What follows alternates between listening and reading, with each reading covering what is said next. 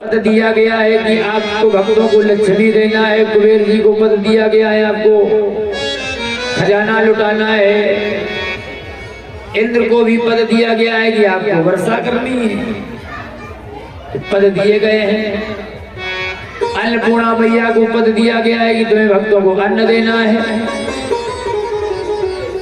तो ये उनको पद मिला है, वो तो उनको देना ही है भक्तों को। इसमें इंद्र का कोई रोल नहीं है। अगर उनकी पूजा नहीं करोगे तब भी वो बारिश करेंगे, वर्षा करेंगे।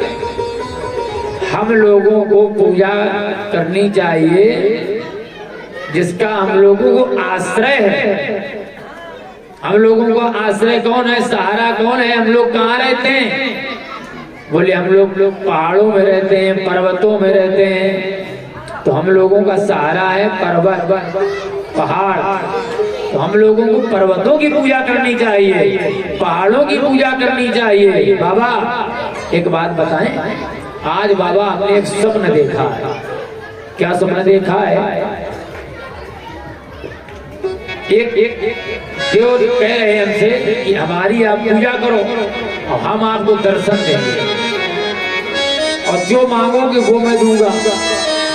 अच्छा एक बात बाबा बताओ, आपने कब से इंद्र की पूजा कर रहे हो? बाबा बोले जब से हमारे पूर्वज कर रहे हैं तब से हम भी उनके साथ कर रहे हैं। अच्छा ये बताओ कितने दिन से, वर्षों से आप इंद्र की पूजा कर रहे हो? इंद्र ने कभी आपको दर्शन दिए? बोले दर्शन तो नहीं दिए। तो बोले आज हमारे कहने पर जिस देवता ने हमको स्वप्न में कहा है उस देवता की पूजा करो, चलो हमारे कहने पर, और वो देवता दर्शन देंगे और जो मांगोगे वो देंगे। अब नंद बाबा को लगा कि हो सकता है बालक ये कोई साधारण नहीं है, इसलिए ऐसे ऐसे कार्य किए जो साधारण बालक नहीं कर सकता। छठी नहीं हो पाई थी तो 6 कोस की लंबाई की पूतना को मार दिया। 3 महीने के थे तो सकल भंजन को उद्धार कर दिया। 1 वर्ष तृणावर्त का उद्धार कर दिया। अब अकासुर बत्सासुर जाने कितने असुर इसने मार दिए। तो कालिया को निकाल दिया यमुना के जल से, कितना बड़ा पिशाच। तो कुछ तो इसमें है भाई। चलो इसकी बात मान लेते हैं। तो इंद्र की पूजा होती थी कार्तिक कृष्ण पक्ष की अमावस तिथि में, इंद्र की पूजा होती थी।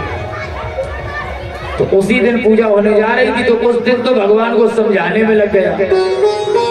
तो उस दिन तो गोवर्धन जी की पूजा हो नहीं पाई। इसके बाद नंद बाबा ने घोषणा करा दी कि आज इंद्र की पूजा कोई नहीं करेगा। अब भक्तों को भी समझाने में समय लग गया। तो उस दिन का समय तो निकल गया जिस दिन दीपावली मनाई जाती है। दूसरे दिन होती है प्रतिपदा परेवा। उस दिन जो एक दिन पहले जो भोजन बन गया था वही फिर भोग लगवाया जा करके। अब गोवर्धन के पास जब सब लोग गए, सब लोगों ने अपनी अपनी थाली रख दी। यशोदा मैया ने आवाज लगाई, अरे ओ कन्हैया। कन्हैया बोले जी मैया। अरे बोले वो भोग लगाएंगे लेकिन आचमन कराने के लिए गंगा जल की बोतल तो भाई रह गई, तो गंगा जल की बोतल ले आओ। भगवान बोले बोतल लेने हम इतने दूर नहीं जाएंगे।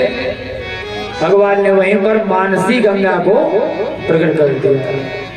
बोलो मानसी गंगा मैया की जय हो। आज गोवर्धन जी की पूजा सब लोग कर रहे हैं। देखिए आप लोग कुछ लाए हो या न लाए, लेकिन गोवर्धन भगवान को प्रणाम करने आप लोग जरूर आए।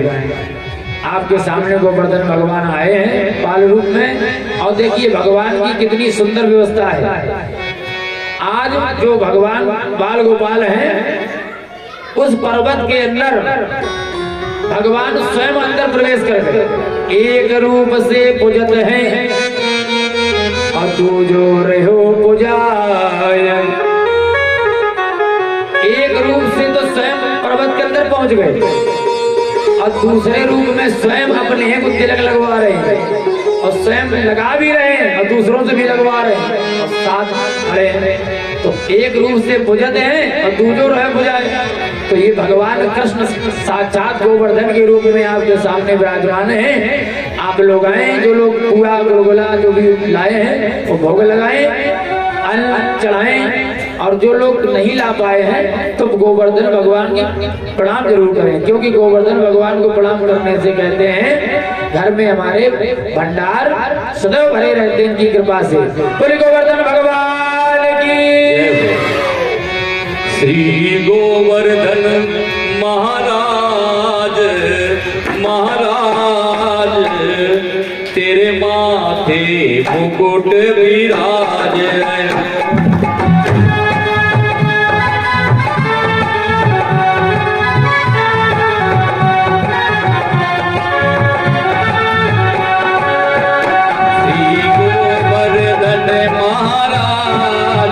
महाराज तेरे माथे मुकुट विराज।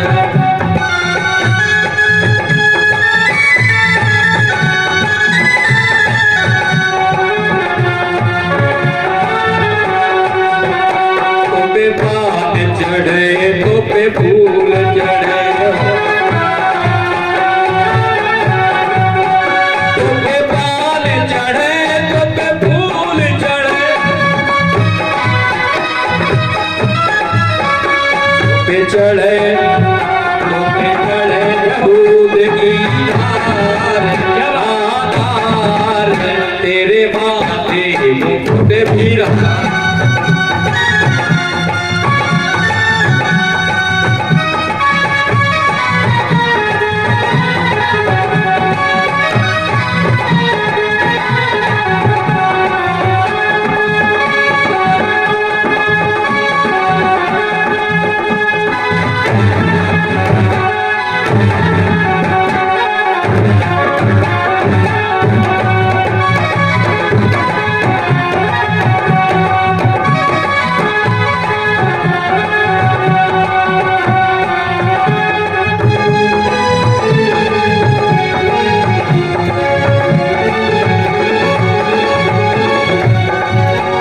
तेरे कानन कुंडल साज रहे,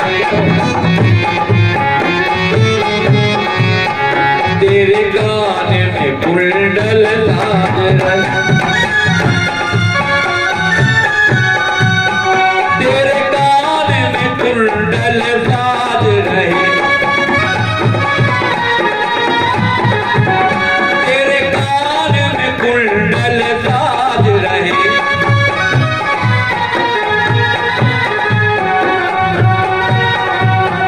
तेरे टोड़ी पे